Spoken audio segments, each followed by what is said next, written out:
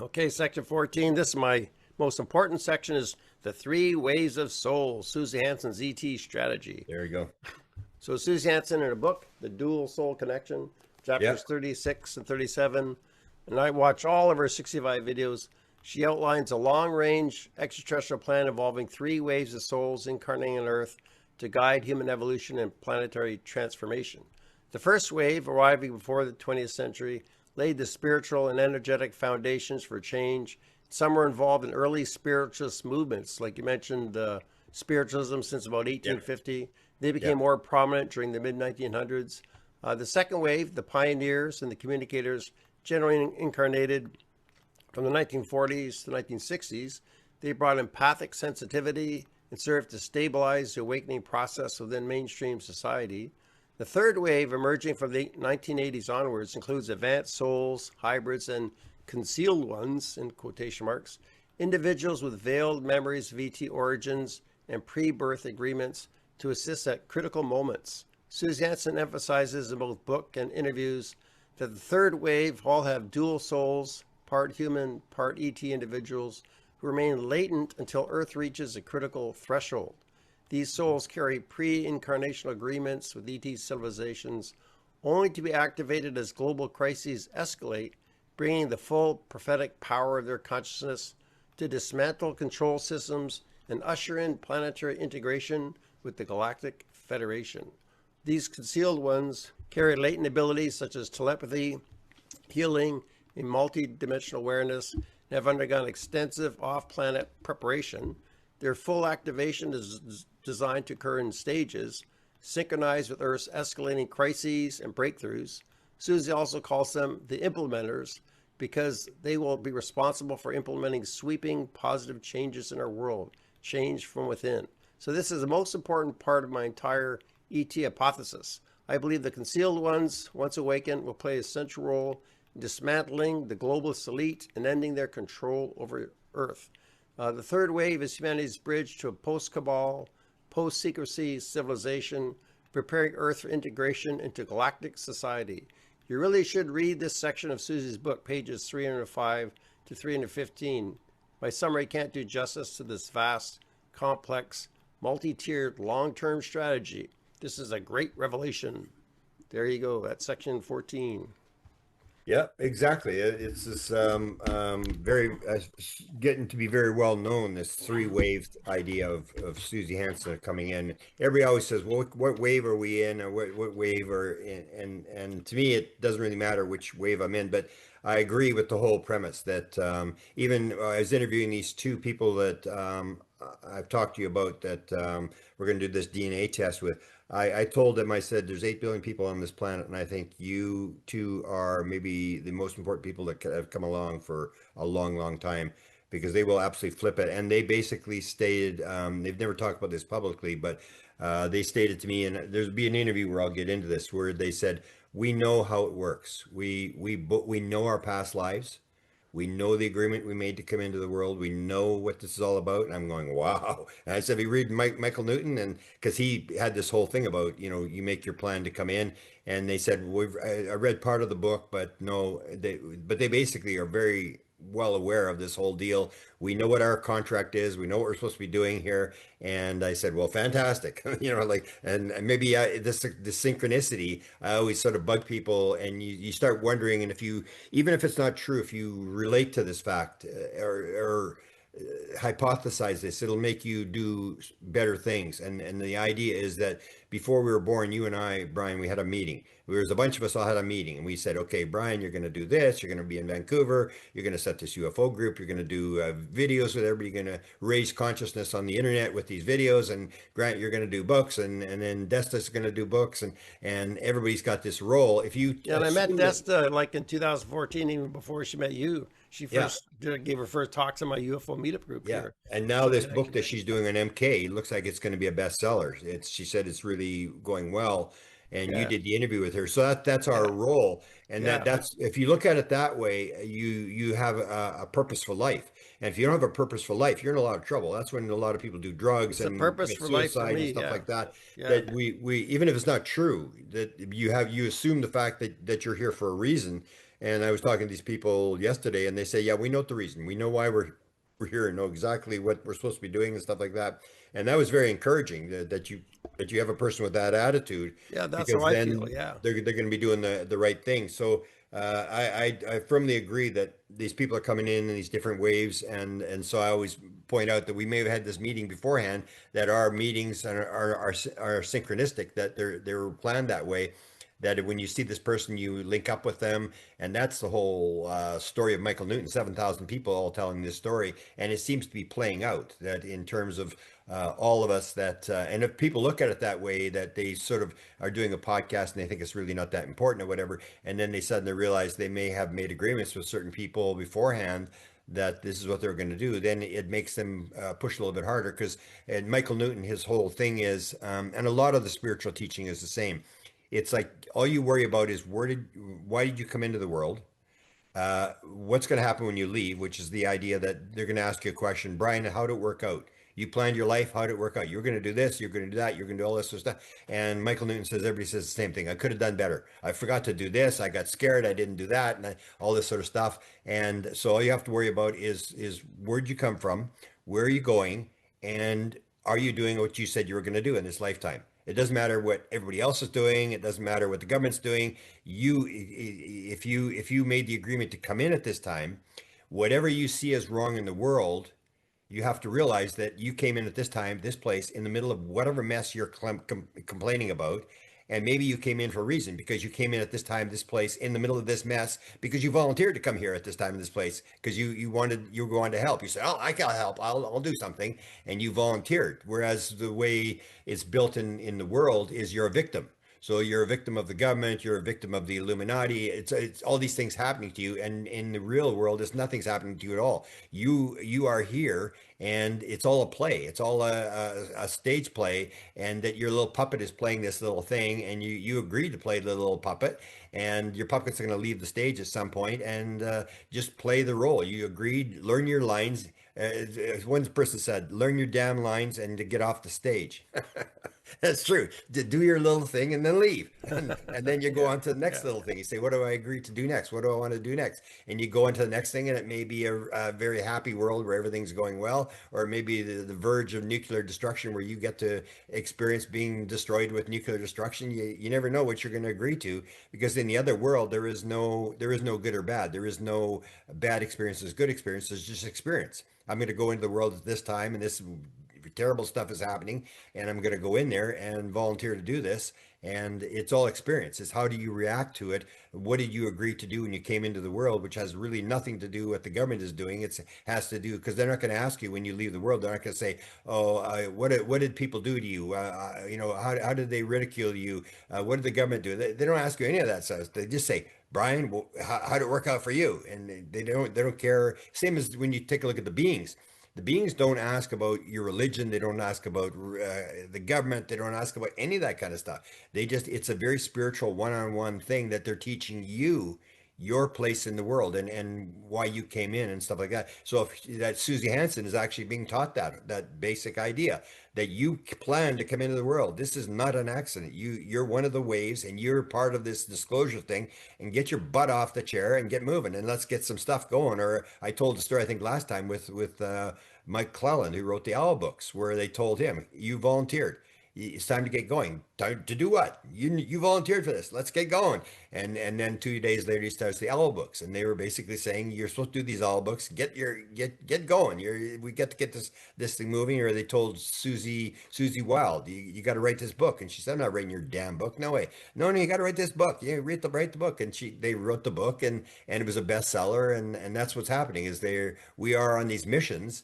And it's got nothing to do with anything around us. We want to always be victims, because it makes us feel better that we're not doing anything because somebody's stopping us from doing it or something like that. And in the end, as Susie Hansen would say, you and I both volunteered to come here, and we just got to figure out what we're supposed to do, and let's get doing it. And then end of story.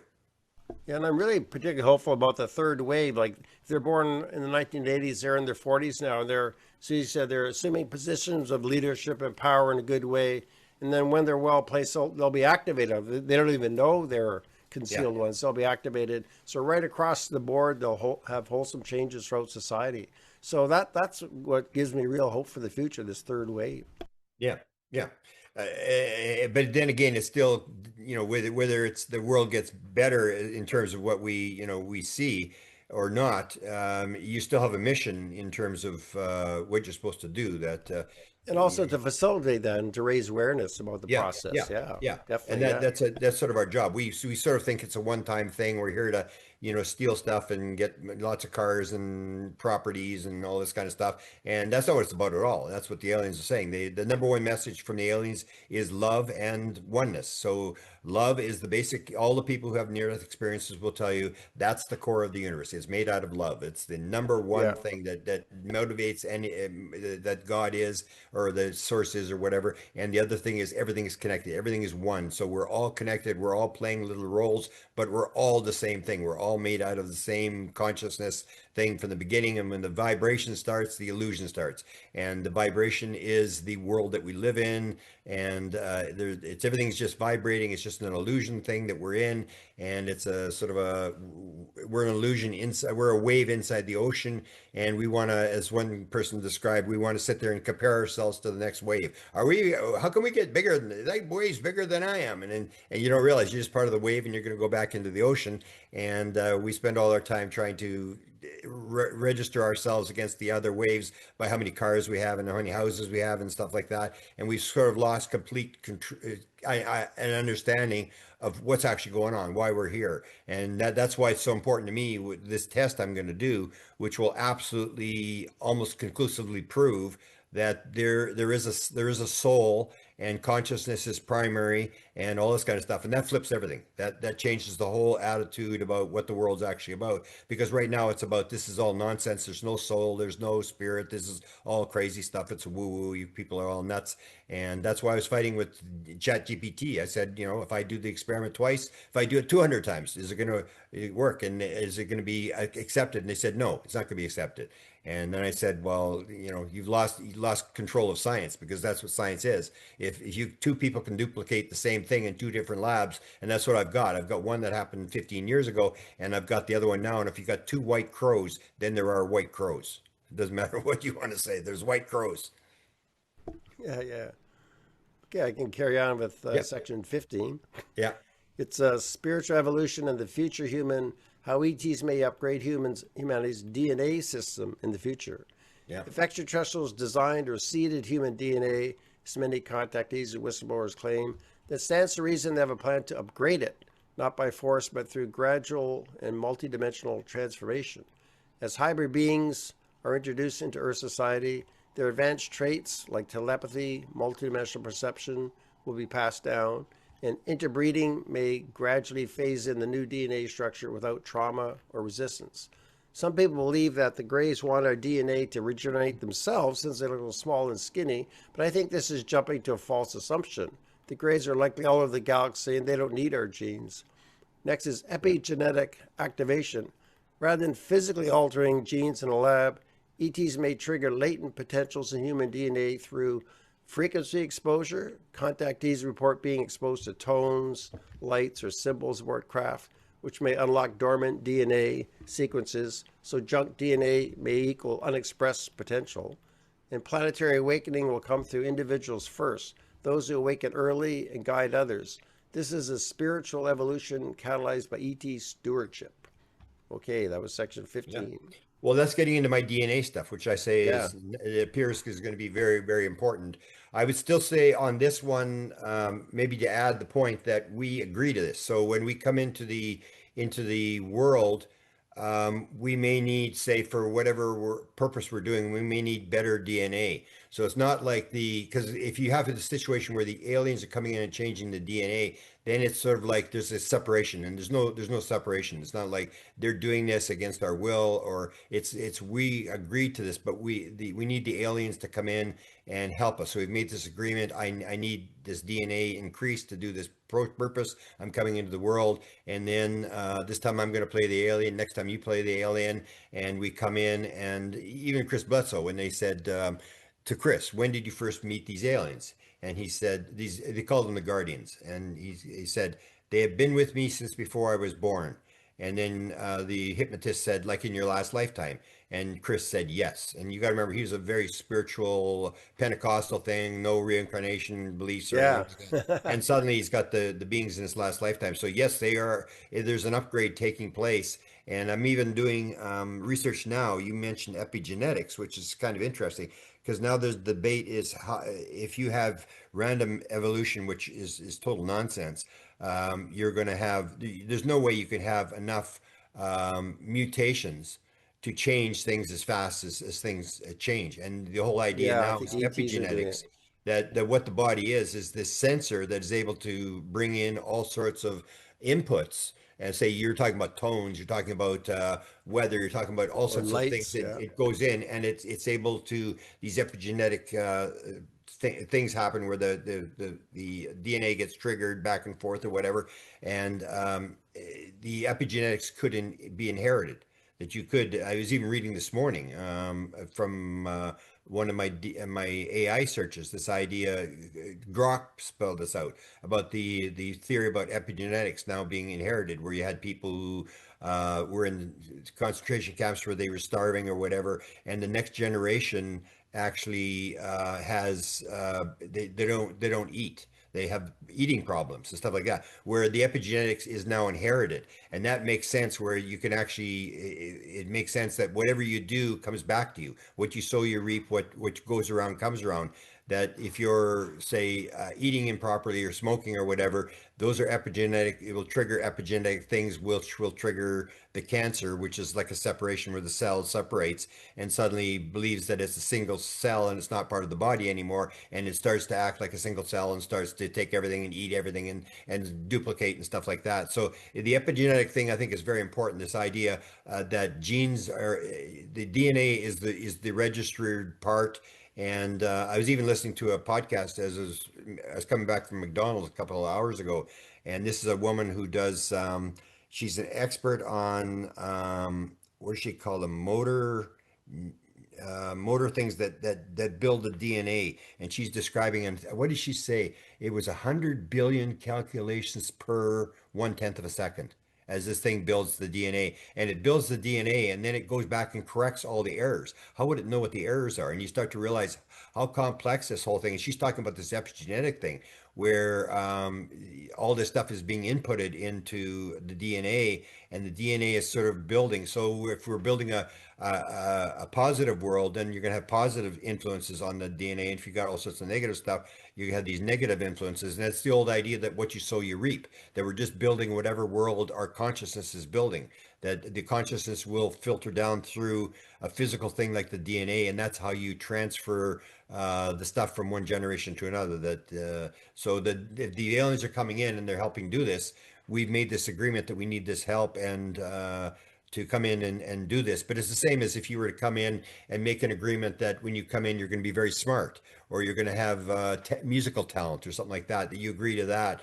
And it helps you do your purpose, that, whatever your purpose is, that you set up the right people that are going to help you and stuff. And that's what Newton talks about, this whole idea that it's not a lot less random than you think it is, that you've chosen people to increase your talent, the school you're going to go to, all this kind of stuff. And if you follow these synchronicities and your gut feelings, that you will go in the right direction, and you will fulfill your purpose. But you got to sort of pick up what's going on rather than being infatuated by the world around you. Yeah, I guess you have to listen to that still small voice within that guides you. Yeah. Yeah, yeah, and that's what I didn't know that when I started. I mean, I had that one in 2012, and when I had that, then I suddenly realized, hey, there's this thing where this stuff comes into you, and then I suddenly realized, the Paul McCartney got Yesterday and A Dream, and even Chris Bledsoe was talking today. He gave me this thing in 2014 where he said, I got this message from the Guardians for you, and I said, oh, what is it? And he said, they want you to know the messages of the music. And I said, well, I'm not really a musical guy, but I end up writing a music book. And now we're editing a second music book on this whole thing about where does music come from? And this idea comes from and then Chris on this interview today was talking about this whole thing where he got this idea where, the messages in the music. and he said, "Oh, I'd like to meet Robert Plant, who wrote the lyrics for Stairway to Heaven, and I'd like to meet what was the other guy? His name's escaping me. Is a famous American musician, and now he knows them all." And he said that he got a phone call from a bar in England, and the guy was sitting beside Robert Plant, and he said, "Robert Plant's reading your book," and he said, "He is."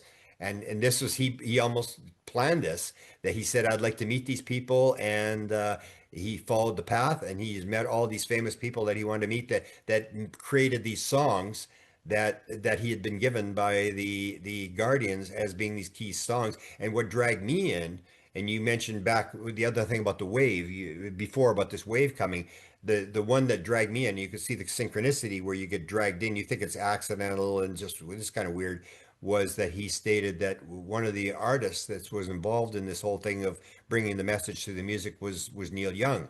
And of course, I came from Winnipeg, and Winnipeg's famous for bands. They're famous for Guess Guess Who and and Neil Young. Bachman Overdrive, and of course Neil Young. And Neil Young was born in Toronto, but he grew up in Winnipeg, and then he moved to California when he started to perform or whatever. But I said, Neil Young is involved in this thing, and if it hadn't been for that, I would have never done anything. But that was the almost like the hook that the aliens put in there to drag me into this thing, and I got dragged into it. And then suddenly I realized there was all these synchronicities, and people were getting these songs, you know, in the middle of the night, or they were coming in flashes and intuitions, and the famous songs like Back American to the Woman. gold rush, right? Well, no, the one with after uh, the song American Woman by Oh the yeah, Guess Guess Who. Who? It was Yeah, yeah, their biggest song ever. yeah. This is the one where Nixon said they weren't allowed to play this in the White House, but Nixon's wife loved them. He wanted to hear this song, American Woman, and that song they never wrote it.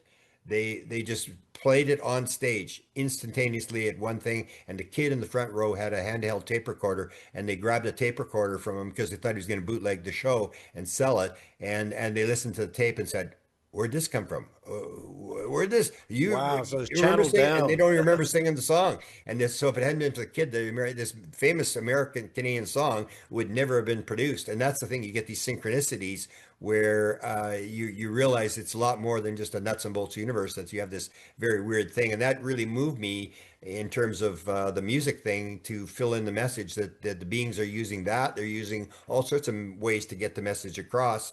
But we've made agreements with aliens that you may have been an alien last lifetime, and I was one last time. Maybe, maybe. Make these agreements with them to come in and do these certain tasks, and they'll help you by coming in because they got better knowledge. They come into the world with more knowledge as an alien than I come as a human, so they're going to use their knowledge to help me. But when we go back to the spirit world, we both have the same amount of knowledge, because my idea is that when you're there, you know how it works, and you know how the plan works, and then you go through a river of forgetfulness, because it's not a play if you don't, if you know what the play is. So that's my Yeah, I feel idea. like I've been helped in this lifetime, in this path. I Yeah, met people, the right circumstances that I yeah, met through the UFO meetup group, particularly, that guided me. yeah, yeah. And that's the thing, is that people, you and I, realize that we have to get the message out to people that there is this second world, this world of spirituality where people are being guided, and it's not a random world the way a lot of people think it is. Right on. Should we carry on to the next one? Sure. Yep. So number 16 is warnings and red flags in the UFO community. As with any profound shift in human understanding, the UFO community is not immune to distortion, misdirection, and infiltration. The depth and importance of the extraterrestrial contact phenomenon have made it a target for disinformation and psychological operations. As a result, discerning truth from manipulation is essential. First, there's disinformation campaigns. For decades, intelligence agencies have sought to control the UFO narrative. Some of this began as strategic misinformation to confuse foreign adversaries during the Cold War. Over time, however, this evolved into a complex web of disinformation, ridicule, and staged leaks designed to undermine credible witnesses, mix truth with fantasy to discredit the whole subject, keep public attention focused on sensationalism instead of spiritual insight. One well-known tactic is the limited hangout, releasing partial truths wrapped in plausible deniability to manage public perception. Another is to flood the field with unvetted or absurd claims, make it harder to discern legitimate experiencers from fabricators or disinformation agents. Second is cultic personalities and ego agendas. Some self-proclaimed contactees or insiders become guru-like figures, gathering followers and discouraging critical thinking. While many experiencers offer genuine insights, some may fall into narcissistic patterns or even fabricate stories for personal gain. It's been called the UFO disease. Red flags include claims of exclusive contact with no room for peer corroboration, rejection of all criticism or questioning, appeals to authority without evidence. Trust me, I was there. This is particularly dangerous when it replaces spiritual discernment with blind belief. Third is suppression of experiencer testimony. The abduction hybridization narratives have been especially targeted for dismissal. Contactees report being aboard craft, receiving telepathic downloads, or participating in hybrid programs are often ignored. Figures like Stephen Greer have denied the reality of abduction altogether, framing it as military deception, MILABs. While covert military abductions are documented, the outright denial of ET-led spiritual contact ignores mountains of evidence from researchers like Barbara Lamb, Barry Rodwell, the Constant Contact Research Institute, and Susie Hansen. The idea that human military or intelligence groups simulate alien abductions lack convincing proof in my view, although I'm not certain. The concept seems to originate with 1990s researchers such as Helmut Lammer, rather than from ET sources.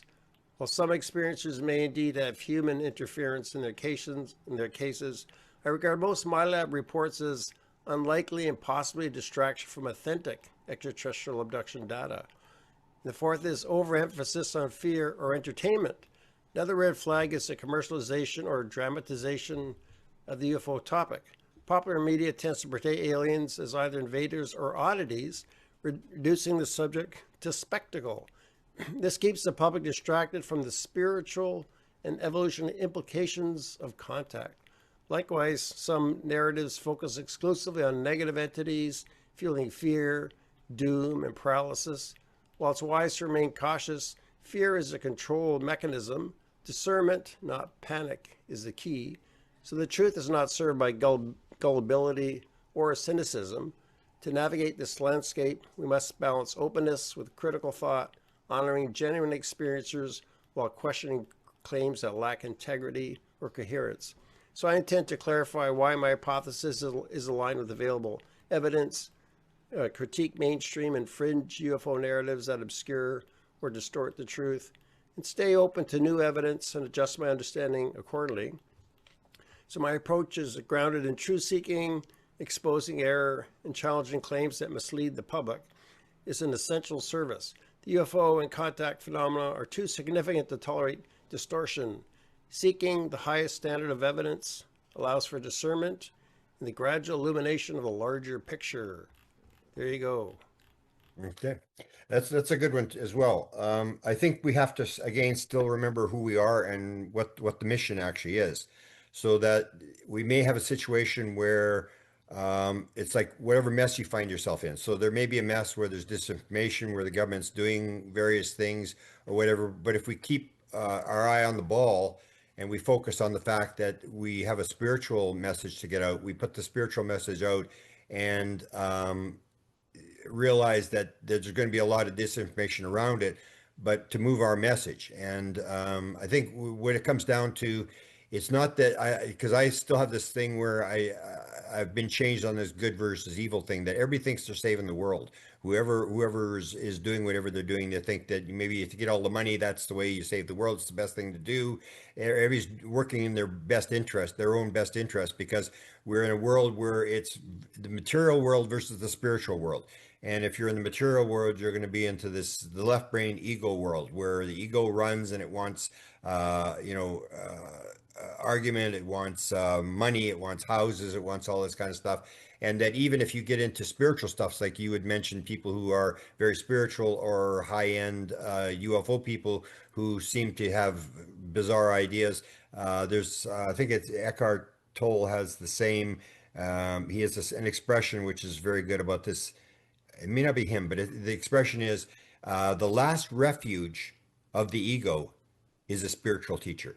So it's like, even spiritual teachers, because people say, oh, these spiritual teachers, these gurus, and then they're stealing all the money and they're having sex with all the women and stuff like that. And they're so disappointed that there's a cult and I was in this thing. And then you got to always remember that it's a human being.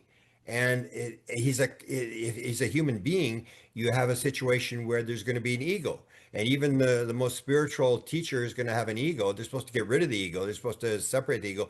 But if you're running a huge group, you got an ego, because that's the whole thing. I remember I was at the university and there was this big management job they wanted me to go for. And I said, "Are you kidding? I'm going to do that? No way." I mean, and it was the people that rise to the top in a lot of organizations are the people with the big egos. They say, "Oh, I can handle that, no problem. I'm so smart," or whatever, and they fight their way to the top. Whereas mass majority of people to get to a certain level, they say, "I'm content at this level. I'm not, or I don't really need to run the company. I don't need to have a big yacht. I don't need to be a billionaire or whatever." And that's what people are forgetting, that the people who are very successful or high end or running big organizations have huge egos. You need that ego. And I say it's maybe not even a bad thing that when we make the agreement, when they came in, they agreed to come in with this ego thing to be run the organization to be where they are. That that was part of the thing, that that's needed. You need this people, and that's why I said with Stephen Greer is that despite my couple of engagements with Stephen Greer, he's a very hard person to get along with in terms of a personal. He's just very abrasive personality, but you need a Stephen Greer to get to the bottom and to push this issue and to bring out the witnesses, because all the witnesses he got. And I said to Leslie Kane, I said, "Leslie, all that you wrote, that book, that best-selling book, the generals and all that sort of stuff, and it was New York Times bestseller, that all that was Stephen Greer's witnesses." She used to work for Stephen Greer. And so she took all the witnesses, and she said to me, "Well, he said that we could interview to investigate these witnesses." And that's all she Yeah. did, was take his list of witnesses and But put them my, in a my book. question about Stephen Greer is he seems to come from within the government itself. Like he says he's against the secrecy, but I think he's an agent from within the government, and it kind of gives him plausible deniability. Like, how does he get all of his sources? It must be the government giving him sources. Like Well, he's he's the got the Admiral ego. Wilson So notes. he's got the ego. So he's not afraid to go to high level people. Like most people would just walk away because he's got this high level ego. That's what you need if you're Stephen Greer to do it. And he's working. We asked Ron Pandolfi. I don't know if I've told you a story. So Ron Pandolfi's wife was having an online chat about portals. And Ron was there, but Ron never goes on the camera. He's always sort of in the background manipulating stuff and stuff. So we were with um, Goldberg from Gaia, Sid Goldberg from Gaia. So I said to Sid, I said, "Hey, we're gonna have this interview. I mean, uh, get on here and ask questions." So then we came on, and then Sid Goldberg said, "I want to know, does Stephen Greer vet all his witnesses through Ron Pandolfi?" Because Ron Pandolfi was giving him, "Talk to this guy, talk to that guy." Same as Bill Moore was told people, "Talk to this guy, talk to that guy." Same as Tom DeLonge. Everything's Tom DeLonge put that group together. Tom DeLonge did not put that group together. He went to the first guy, and the first guy said, "Oh, you want to come to talk to Lockheed Skunk Works and introduce the president?" He said, "Well, yeah." And then he said, "I want 5 minutes with the president in exchange." So they gave him 5 minutes with the president, and then they were in this skiff with the Lockheed skiff, and that's when these other guys were in the room, and then he said he made his pitch. "Oh, well, you guys aren't getting the message out. I can get the message out." And then the one guy said, "Hey, this may actually work." And so then they said to him, "Go to Washington."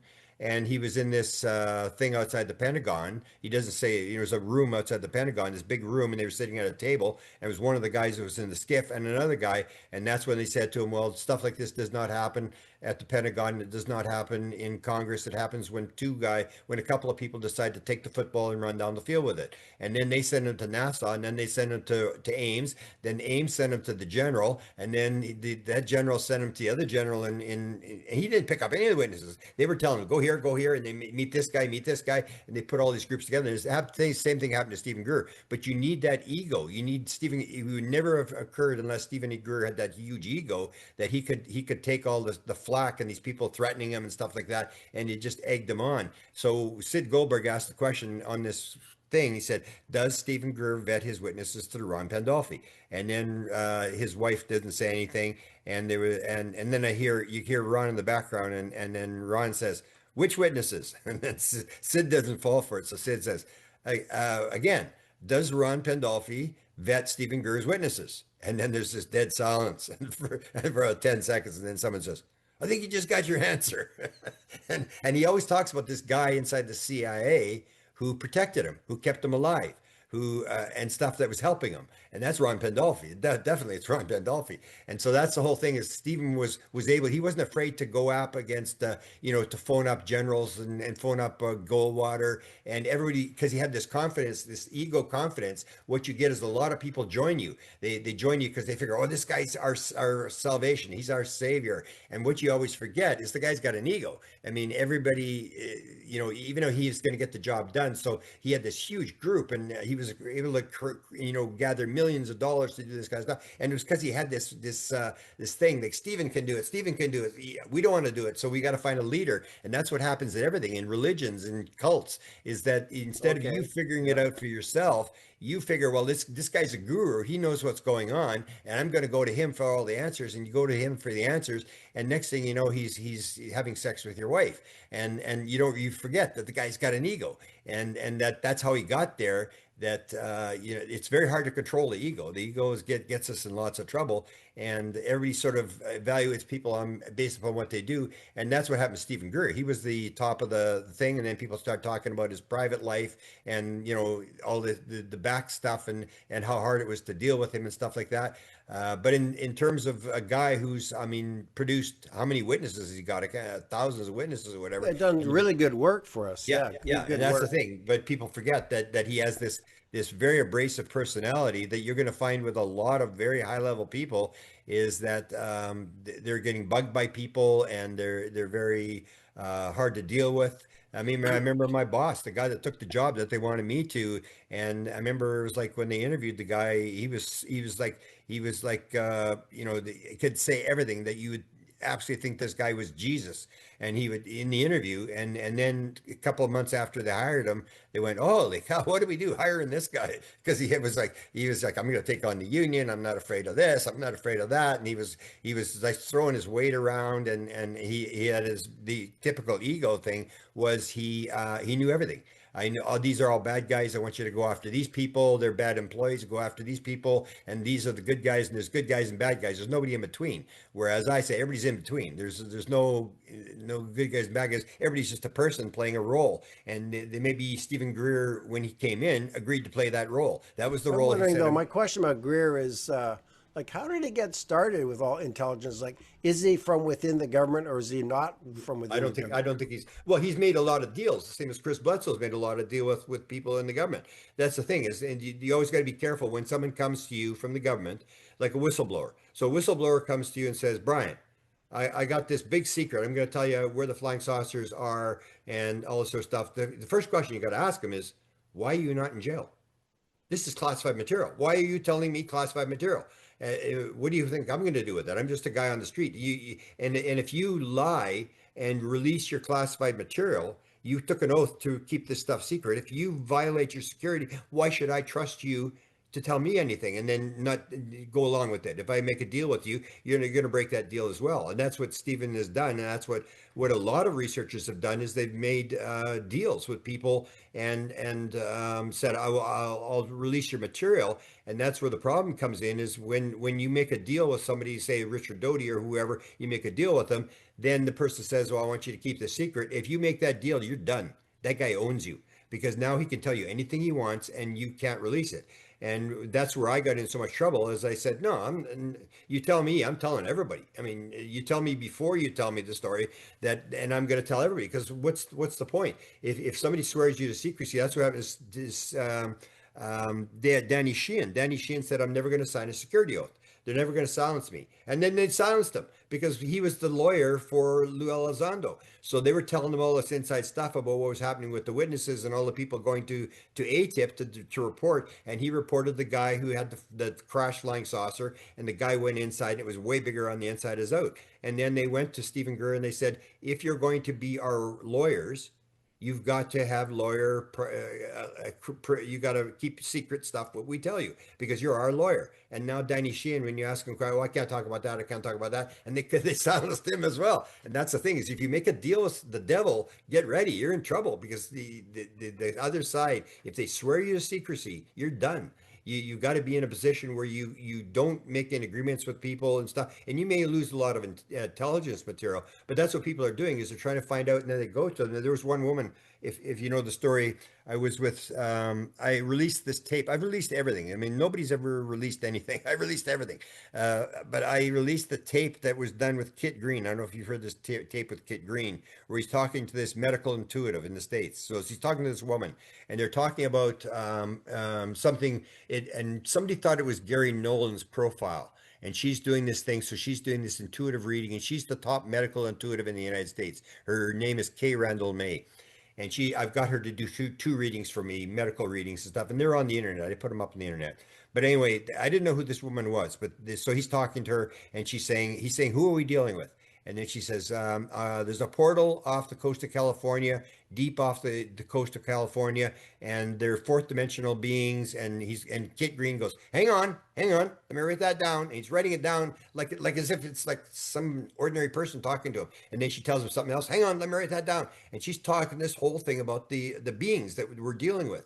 And he says, I don't know anything about multidimensional facilities and stuff like that, but I know. And then at the end, he says, I don't know what she knows about UFOs, whether it's right or wrong, but I know her medical stuff is 95 to 100% accurate. Her mental, like she look at read your body and tell you, have you got cancer? What's all this sort of stuff? And he said 90 to 100% accurate. So they're using this woman, and that's the whole deal, is they were using her to get material because they realized she couldn't go into the field. So they were asking her, what about this? And she had written a book. I can't remember what it's called. I've got the book, but you look up Kay Randall May. She writes a book on how the universe started, how all scientific material, and they were using this material. They were asking her all these questions about how science works, where are the aliens from, and all this kind of stuff. And I remember somebody asked her about that, and she said, that's private information. I can't talk about it. When someone tried to get her to talk about what she was telling the government or who she was talking to. And so they paid her fee, which is, I think, $175 an hour. And she was doing these medical intuitive things. So the one guy came, and what happened was, I called these guys after the 2017 New York Times article. All these young kids came, and they were really good with computers. They could go into computers, they could get databases and stuff. And I thought, wow, I called them the young guns, like they have in hockey, the real superstar young kids that are coming in, they get drafted and stuff. I called them the young guns. I said, man, you guys are good, man. And they found out her name. And I said, how do you guys figure out who it was? And so I said, well, I'm going to talk about this. And then one of them said, oh, if you talk about this, I'm going to go on the internet and destroy you.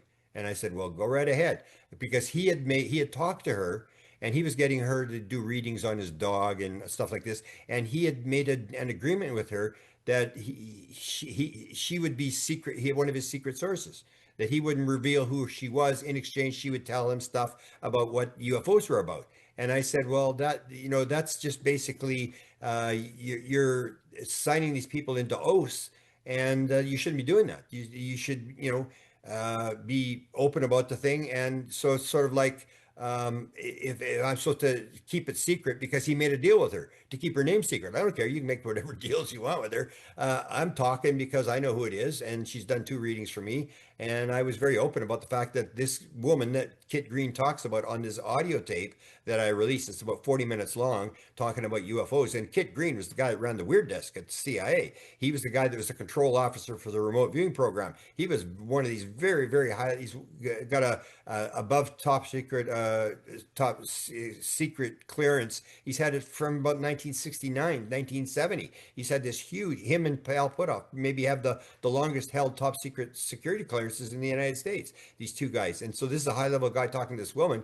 And that's what people do, is they want to make these deals with these people and say, I'll keep their name secret. And that's, the government has used the same thing against you. So they'll come to you and say, Brian, I want to tell you this stuff, but you got to keep it secret. And it's like, no, we don't keep it secret, because they've got you. As soon as they can do that, they can feed you material. And then they come to me and make the same deal. And then they tell me one story, to tell you another story. And you and I don't realize that we're both talking to the same witness, and they're telling 2 different stories. So then you and I start fighting, and that's what they do, is they make a deals with people, keep this secret, and then they can feed them whatever they want, and all this stuff goes in there. And but yet what they're trying to do is the whole idea is you're in the material world or the spiritual world. So they're like Lou Elizondo will say, well, that's my job. My job is military. I'm here to protect the country. So of course he's going to make these kind of deals where it's in benefit of the country. And if we have to kill some aliens or whatever, we got to do some bad stuff. Well, that's what we'll do because I'm in the military. It's my excuse. And it's like, well, it's not an excuse to me that you're in the military, that you get to do that kind of stuff. No.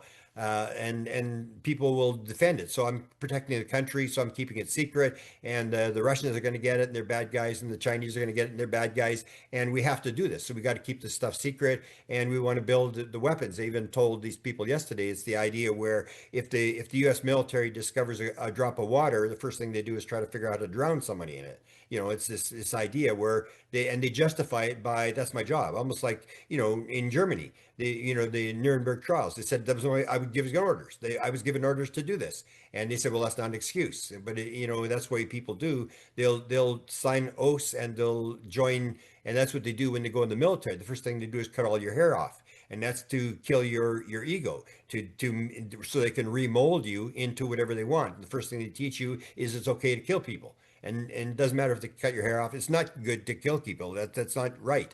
And that's what's happening is these different power structures that are trying to get material things are trying to do the war thing or the spiritual side. So you and I have to realize who we are, what our message is, and put the message out. And it really doesn't really matter what the other people on the outside are doing, that we realize those forces are there and that they're against us, but we have our mission and our message to get out.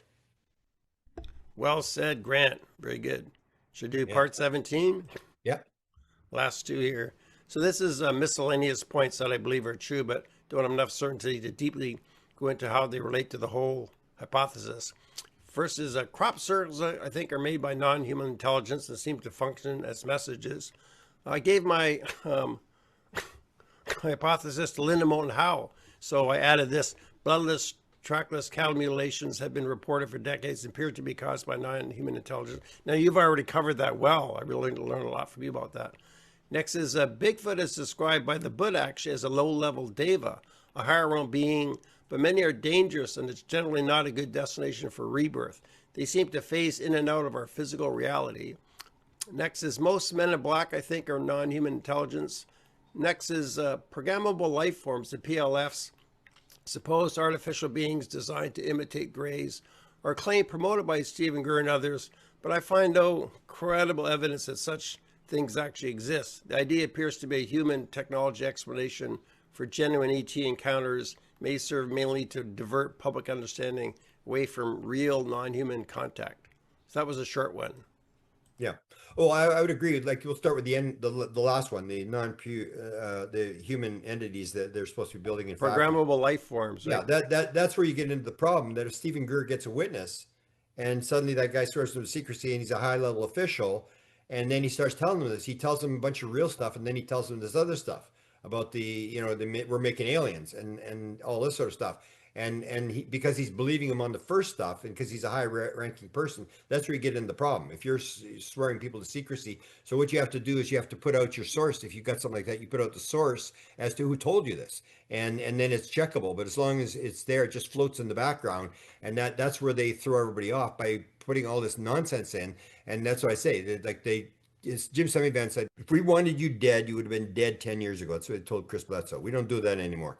But what they're doing is they're doing this thing where they're moving ahead of the story. So they're trying to manipulate you, get you to go in real direction. So they may come in and give you some real material, lock you in, and then start feeding you this other stuff.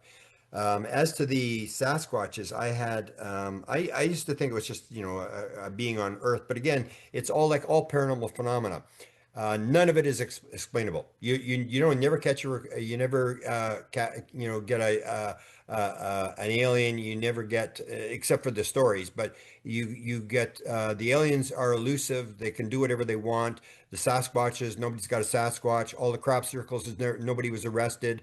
All the cattle mutilations, nobody's arrested. So I think it goes to my theory of that the phenomenon is doing all this sort of stuff, this weird stuff. That's why I said, to Linda Howe, why did they think every blood of out of the cow because you wouldn't investigate it if they didn't. And why did they take a heart out of the cow without making an incision? How do you get the heart out without making an incision? And everybody's going to go, they're going to spend the rest of their life trying to figure out how did they do that? And that drags them into the story, and that's where I think it's all these weird things. And the Sasquatches, I've talked to a lot of people now who believe this is a spiritual thing. And if you've interviewed Ron Johnson, you can talk to him about his experience with the Sasquatch, where his friend they're both Sasquatch hunters, and his friend dies, and then he gets the message. How do you get the message? He got the message, maybe it was in a dream, that you're going to be contacted. And then this Sasquatch actually comes and they take him to the family of Sasquatches in a cave. And he's this whole thing, they come in the same as the aliens. And it's the whole idea that nothing is physical. So the Sasquatches, some of the interviews I was doing, they were insisting absolutely that these were spiritual type beings that could manifest into physical, and that it's much more spiritual, which is the same message I'm putting out. And so I'm not an expert on Sasquatches, but the question is, same with crop circles. Like nobody ever solves these things, and that sort of indicates that it's this trickster event where somebody's dragging us into it, and they're just putting these things in front of us. And as I've pointed out to people, because I've been in it for 50 years, that it changes. So you don't have crop circles anymore. You don't really have cattle mutilations anymore. You don't have ground traces where they used to land and leave the pod marks and the stuff. Angel hair doesn't happen anymore. The contactees of the 1950s, where the human type beings are coming, they don't happen anymore. The balls under the craft like the Adamski, that doesn't happen anymore. And people got to realize this phenomenon is changing. It's not a static phenomena. It's changing. And there's something behind it. There's an intelligence behind it. And that's where we sort of go along with trying to figure out what it is. And again, once you realize who you are, that you are an etheric being, then everything changes as to what's going on, because you have to realize these are etheric beings too, and what are they up to? Why are they doing these stupid things? Like the second night I saw him, I was like, well, what is it doing? It's not doing anything. It's just like it didn't make any sense. It was real, but the bottom line is what's actually going on. And I think you and I both agree that it's got to do with messaging the world. It's got to do with to advancing the world, moving us along, and that we all had an agreement before we came in to do this, that this is not happening by accident. The whole thing is all staged, and everything that's happening, everybody's agreeing to this, and we are building the world, and we have our little role to play. And I think it's an important role, because this idea of the world going down the material world has gotten us to the point where we're about to destroy the place. Or as David Bohm said, it is as if a swarm of locusts had descended upon the earth. And so technology is not going to save us. More technology to get free energy and stuff. I say all that's going to do is help us rip the leaves off the trees at twice the rate.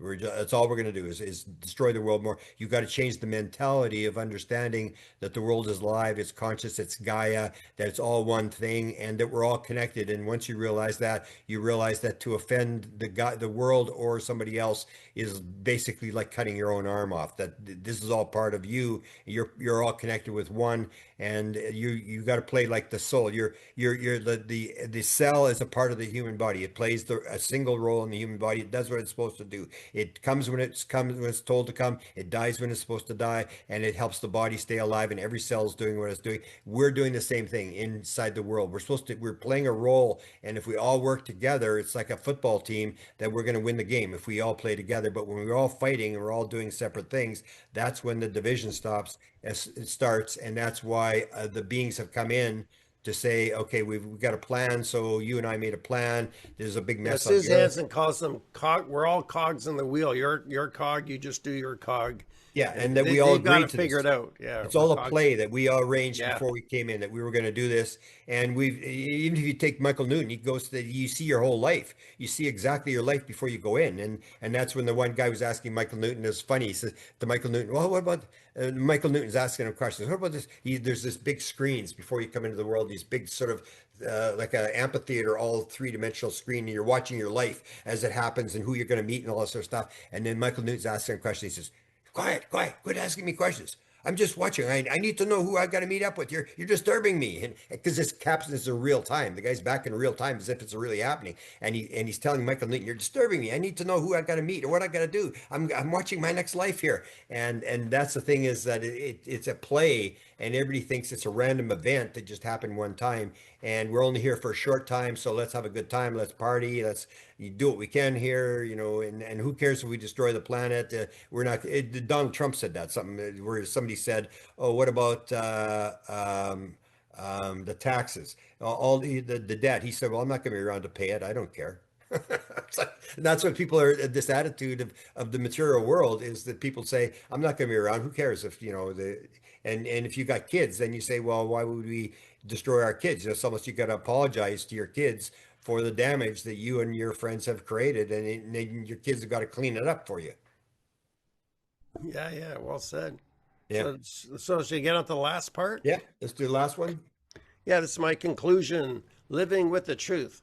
So the cumulative testimony of experiencers, contactees, and researchers suggests that a coordinated, multidimensional ET presence has been engaging humanity for generations, while many competing narratives, from secret government programs to artificial alien constructs, try to reinterpret or obscure this reality.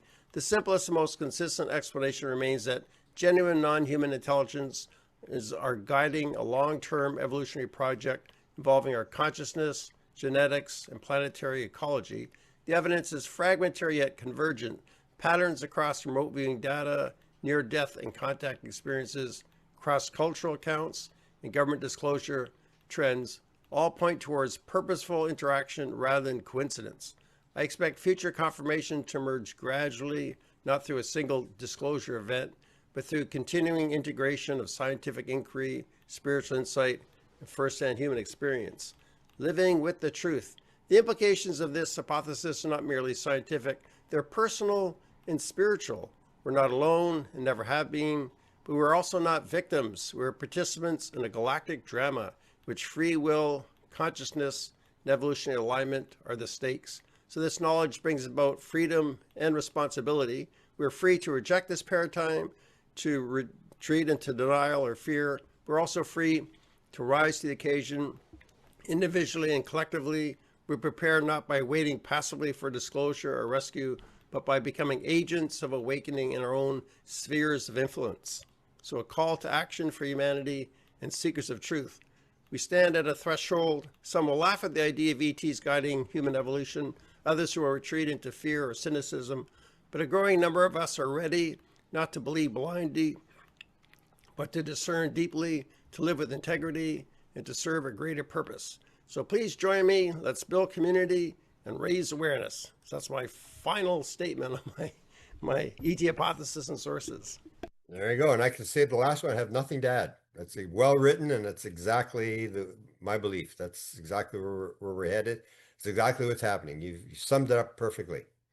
Which leads to a thing that what you might want to do is, I don't know if you know how to do this, but you can actually take the transcript of our conversations here, and then take your 18 points or however many there were, and AI will put it into one document, like a sort of a looks at different points of view, your point of view of this, and it'll meld it all into one thing in 10 minutes, and you can actually sort of put it out to the group as something they can read, that goes through the whole contention, because the people come to the meeting and they're looking for answers. And I think this would be very good if you put my stuff together with your stuff, and AI can do this in a couple minutes. If you want, I can actually help you do it, because I know how to do this kind of stuff. It's Yeah, so you mean take my original document and transcribe our talks about it and put it together in one big and it document. says, and you just say to AI, put this together in one document that sort of balances the views, that there's two different views here and how things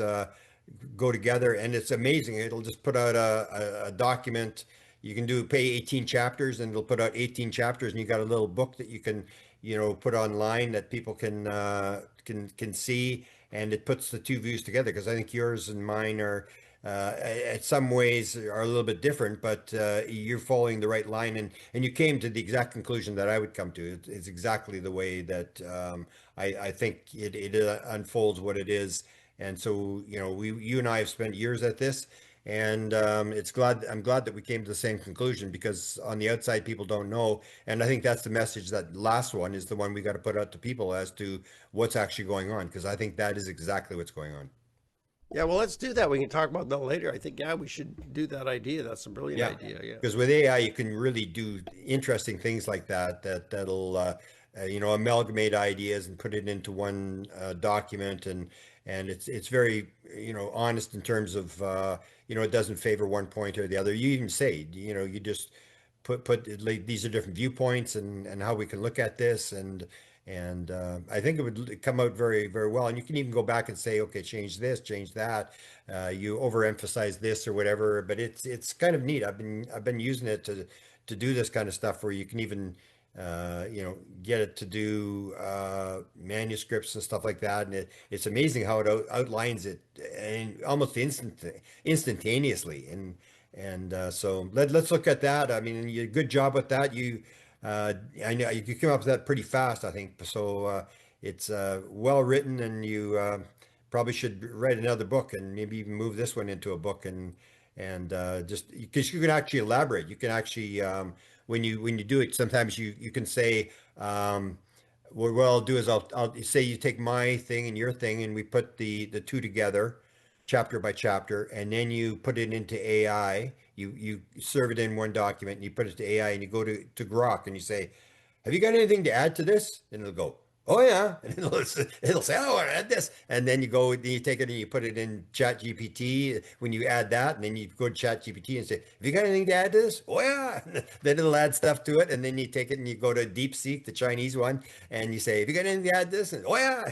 And it'll just keep adding. It's just amazing how, and it compares, compare one versus the other. And it's really interesting how all of them come up with different little additions to things you never thought about it. So it's an interesting world where we live in now, where we've got this technology where we can sort of like even today, where it'll take the notes for you, and you don't have to worry about the notes, and it'll make the thumbnail things for you, and it'll make the descriptions. You say, give me 100 words, give me. You can even save an article. Like I was doing the thing with the article, like today's discussion.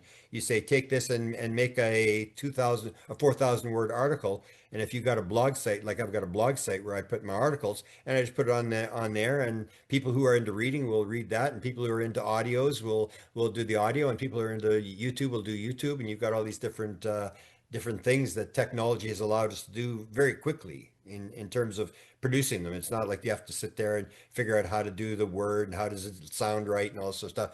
These programs will do it absolutely magnificently, and you can see people like Gary Nolan are actually using this to write proposals for his lab and stuff like that. So we should use it, because I think it was given to us. It's almost like the Akashic record. It's like the somebody leaking the Akashic record, how to It's like work the it. Akashic reference. Maybe the ETs actually gave us AI. Well, Maybe that's the their thing. That's why I interfaces. think that it is, because if you take a look at how this all developed, there's a lot of synchronicities. And the guy that started the internet, actually before Hal Puthoff, before the ARPANET, there was actually a guy before him in the 1960s, and he called it the Intergalactic Communication Network. That's what he called it. And the people were intergalactic communication, what do you call them? Comrades or something like that. Like they were like members of this thing. This is in the 1960s, and this guy got the idea. I think he invented the mouse, the computer mouse, and there was another big thing he invented, and he basically got it. It came instantaneously to him, a download. So when you go back and So look it's at like these guys, you aliens realize help that create. this Aliens this help may have been invent it. inspired, all this stuff that he got this stuff, that it didn't happen by accident. And so I absolutely believe, because you look at the internet, it's just a lower level where not everybody's putting all their material into the internet, but the Akashic record is just simply downloading everybody's stuff into the internet, and then you and I can access it, and it's a wonderful thing, and it's moving at an incredible rate. So we live in interesting times, and again, we come in with a job, and it's like to me, it's like, am I doing the job, and can I do a better job, and what can I do? And the synchronicities, if you're excited and you're doing the job, the synchronicities will lead you where you need to go.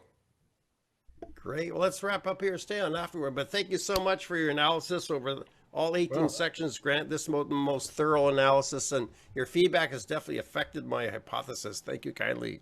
yeah, beautiful, good, beautiful. And we'll leave it at that. Maybe we'll do some other talks on Buddhism and Hinduism and the Eastern reflection Yes. on the UFO world, which I think is important. Another thing we sort of missed in the whole boat. We've totally missed the spiritual thing. We've thrown that out, and of course we threw out the Eastern mystical traditions because they couldn't build a cell phone.